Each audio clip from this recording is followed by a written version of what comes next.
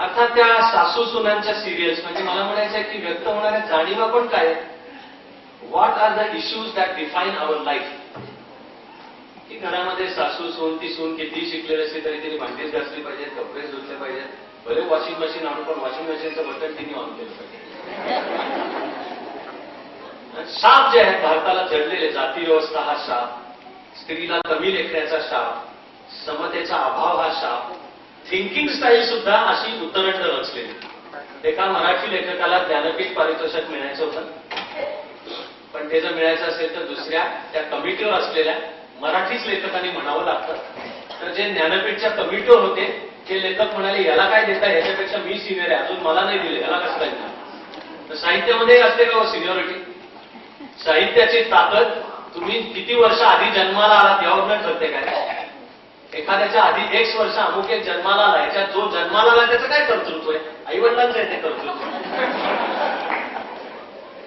पण या अशा उच्च नीचावर आधारित या ज्या आहेत ना, मला की दोन माणसं, why can't we relate man to man. त्यामुळे मग ते त्या डिफाईन करतात, म्हणून त्याच कलेमध्ये येतात, त्याच लोकांना भिडतात सुद्धा ना. ते सिरियल सुद्धा त्या तशाच का, टीआरपी रेटिंग, ते चॅनल्सला पडलेले नाही, त्याच्याशिवाय जाहिराती नाही मिळणार. टीआरपी रेटिंग मॅनेज पण करतायत, म्हणजे ते मॅनेज करायला सुद्धा काहीतरी क्वालिटीची की जी सिरियल पाहणार आहेत बाकीचे ती पाहिजे. म्हणजे आपलं जीवन डिफाईन करणारे इश्यूज जेवढे व्यापक होतील, जेवढे सखोल होतील, तेवढ्या त्या जाणीवा जीवनामध्ये आपोआप व्यक्त होणं चालू. मला एका कथेचा लेखिका आहेत त्या आठवत नाही येत आता, आणि त्याबद्दल मी दिलगिरी व्यक्त करतो, पण मला कथा पूर्ण लक्षात आहे. सुशिक्षित असलेली एक तरुण मुलगी विवाह म्हणून सासरी जाते संसाराला. ती काय जॉब वगैरे करत नाहीये, पण मन अस्वस्थ आहे की आपण एवढे शिकलो आणि ते सगळं वाया घालवतो. म्हणून तिला तो मोकळा नवरा कामावर गेला, सासू सासऱ्यांचं करून दिलंय, दुपारचा वेळ मोकळा, ती लिहायला लागते. आणि तिच्या एकामागून एक कथा प्रसिद्ध होतात. त्या कथा उत्तम आहेत, पण ते जीवनाचं सत्य मांडणाऱ्या कथा आहेत. तिची अपेक्षा आहे की नवऱ्याने चांगलं म्हणावं, सासूनी पण ते वाचावं, मला चांगली सुनबाई मिळाली म्हणावं. ते म्हणायच्या ऐवजी कथांमधनं ती जे सत्य पण कटू असलेलं मानवी जीवन मांडते, तिच्याबद्दल उलट नातं उलटणं तिच्या वाट्याला आहे. आणि शेवटी कोणतरी तिला सांगतं की तू हे असं इतकं कडक पोचरं सुस्पष्ट लिहू नको, जरा गुढी गुढी लिही, सगळं कसं छान छान, God is in the haven and everything is fine on the earth असं लिही. पण तशी ती खरंच तशा कथा लिहिणं चालू करते आणि प्रचंड यशस्वी लेखिका बनते. अशी जन्म आहे कथेची. मी म्हणलं सर्व आदरासहित आणि संस्कृतीबद्दलच्या सर्व प्रेमासहित, पण आपल्या संस्कृतीचं एक गायडिंग प्रिन्सिपल सत्यम ब्रूया, खरं बोल, प्रियम ब्रूया, आवडेल असं बोल. पण एक जे शहाणपण आपल्या ऋषीमुनींनी सांगून ठेवलं आपल्याला की सत्यम ब्रूया प्रियम ब्रूया मा ब्रूया सत्यम अप्रियम. जे सत्य आहे पण अप्रिय आहे ते बोलू नकोस तू, त्याच्यात शहाणपणा नाही.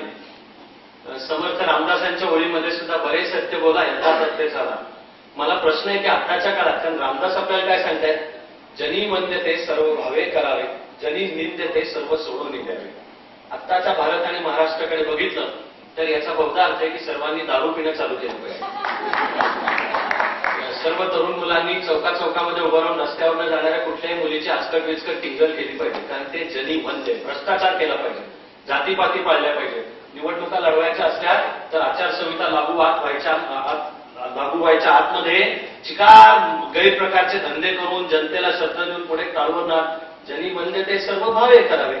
जनी वंद्य काय आहे सध्या, आणि जनी निंद्य ते तो माणूस पैसे नाही खात, हा माणूस जातपात नाही पाळत. जेवढ्या तऱ्हेने संघटना वाढत चालत त्याच्या म्हणजे मग हे ऐकायचं काय पण. मग वाङ्मयामध्ये सुद्धा तेच, मग आपण भिडणार कशा जीवनाला, जीवनाच्या सत्याला भिडणार कसे आपण. म्हणून मी अनादर न करता, पण मग मी माझ्या डोक्यात त्याला ठेवलेलं नाव आहे की कमी अधिक प्रमाणात आणि पुन्हा उत्तम साहित्याचा अपवाद, आणि तशा आहेत ते अपवाद असल्यामुळेच मोजमाप करता येतं.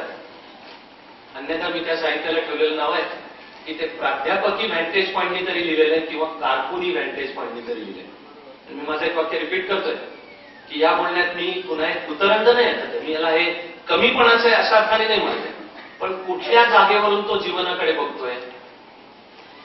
माझा एक मित्र सांगतो की दुसरे फार ज्येष्ठ लेखक आहेत, आज दुर्दैवाने आपल्यात ते नाही, पण मी त्यांचं अक्षर वाचलंय होते तोवर, आणि आजही त्यांच्याबद्दल आधारे भेटायला मिळालं तर पुण्यामध्ये आम्ही भेटायचो, वाकून नमस्कार करायचो.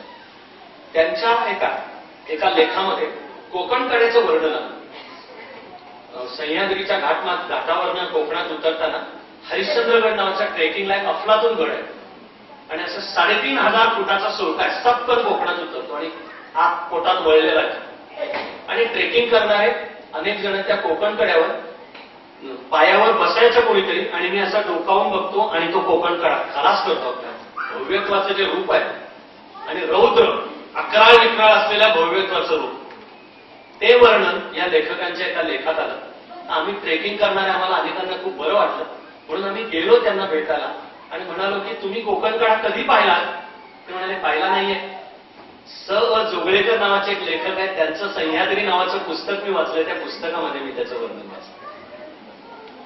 अभ्यास हे प्रकटावे ना तरी उगी राहावे, प्रकटवणी नासावे हे बरे नव्हे, हे समर्थ रामदास आहे.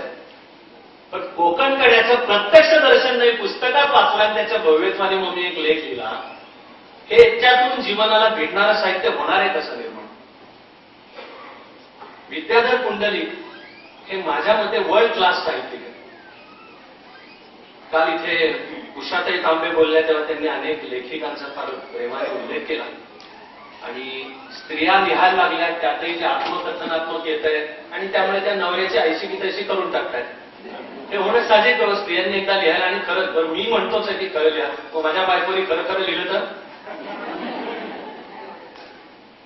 तसं येणं चालू झालंय. पण रागिणीताई म्हणजे रागिणी पुंडलिक यांनी ऋणानुबंध असं आपल्या पती त्याच्याबरोबरचा सहवास याच्यावर फार छान पुस्तक आहे आणि त्यानंतर माझं आयुष्य धन्य झालं याच्याबरोबर आयुष्य करून. तेव्हा विद्याधर पुंडलिक नाव निघालं तरी महान लेखक आणि वर्ल्ड क्लास कथा हे म्हणून मी त्यांच्या एका कथेचं उदाहरण देतोय पुढे. एका LDC लोअर डिव्हिजन क्लार्कची कहाणी आणि त्याची इच्छा आहे की आपल्या मुलाबाळांना घेऊन एकदा तरी का होईना आपल्याला महाबळेश्वरला जाता यावं आणि 3 दिवस मजा करता यावी. तेवढे पैसे नाही, पगार नाही, TADS आणि पेन्शन आणि प्रॉव्हिडंट फंड आणि ग्रॅच्युटी मधून काढलं याच लेवलला वापरणार. पण तो म्हणतो की काही नाही, कुटुंब प्रमुख म्हणून माझं काम आहे. कुठून तरी तो पैसे गोळा करतो, पेन्शन ग्रॅच्युटी अमुक एक्स्ट्रा ऍडव्हान्स काढलेला 3 दिवस जायचं महाबळेश्वर, हॉटेल बुकिंग करतो आणि काळजी नाही करायची म्हणजे जातो. ते जातात महाबळेश्वरला आणि नेमके ते 3 दिवस तुफान पाऊस, गच्च धुकं, त्यामुळे यांना हॉटेलमधनं बाहेर नाही पडतात.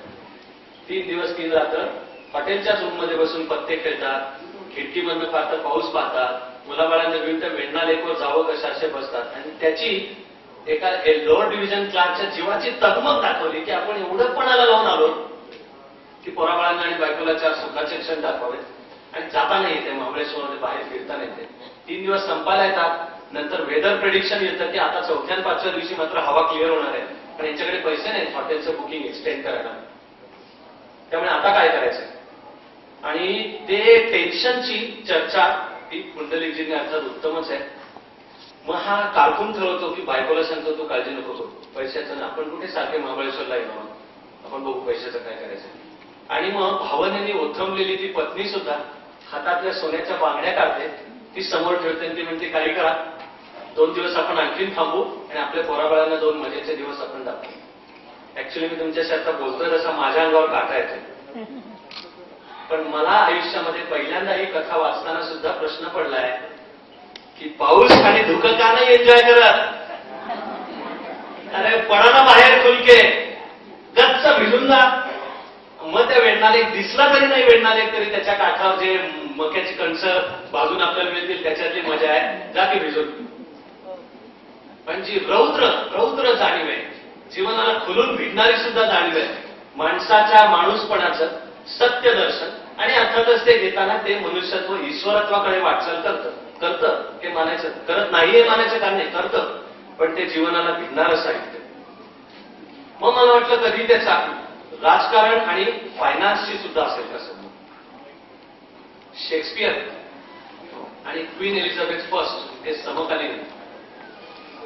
शेक्सपियरच्या प्रतिभेसाठी क्वीन एलिझाबेथची राजकीय बॅकअप लागतो का? आणि Kalidas to the extent to which his historicity can be confirmed, Kalidas आणि सम्राट विक्रमादित्य हे समकालीन आहेत. कालिदास विक्रमादित्याच्या दरबारात आहे. कालिदासाची कालिदास प्रतिभा उफाळून यायला पाठीशी विक्रमादित्याचं सिंहासन आणि आर्थिक समृद्धी या दोन्ही लागतात का?